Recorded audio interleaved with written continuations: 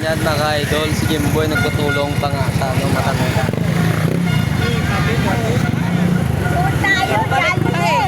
Jollibee daw, Jollibee. Makdo naman yan eh.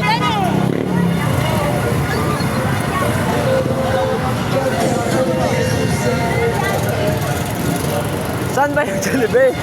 Saan yun? Ayan o. Atin mo kasi Lula.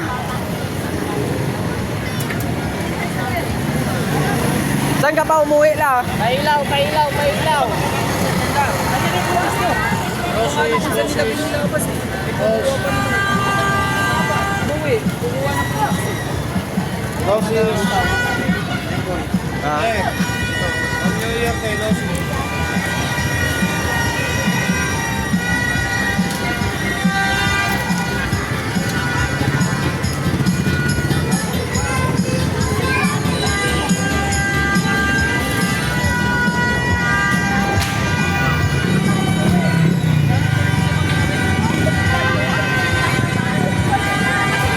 La, dito po.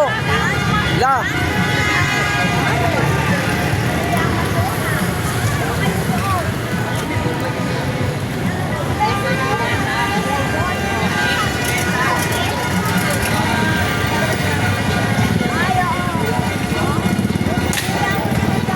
Saan ba mapatid? Dito.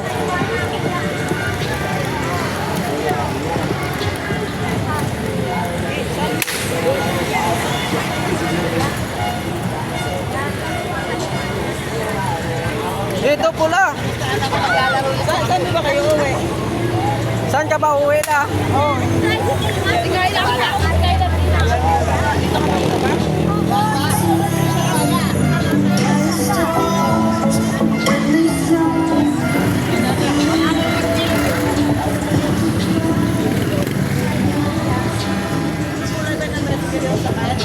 Mga idol, nandito po kami ngayon sa Pasig.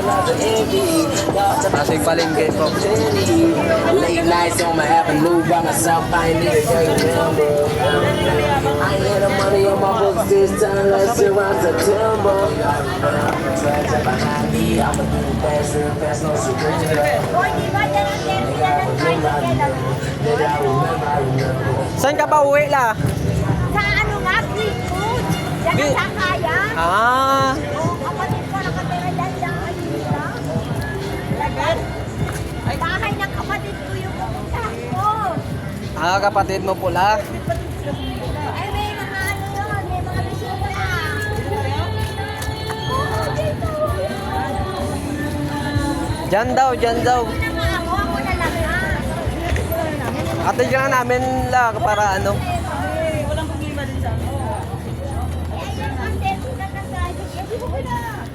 Tanong mo kung anong Ako na magsasabi. O sige pula.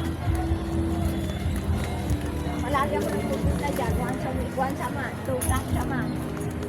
Yan ang green food terminal. Ito la. Then, solo ko sa likod, sakit ang tuhod ko.